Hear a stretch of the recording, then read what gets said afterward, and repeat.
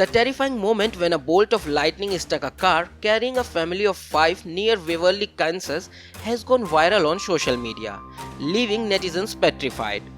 The incident took place on June 25 and was recorded by Carl Hobby, who was behind the jeep that got hit by lightning.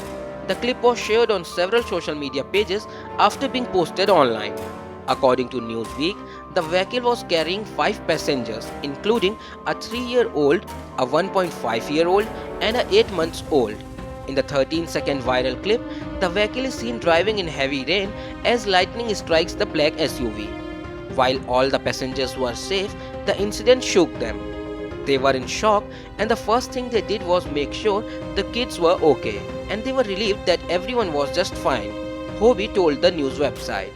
The car was dead and stuck in gear, and we could not get it in to neutral the push of the road. It will most likely be considered totaled, Hobby added.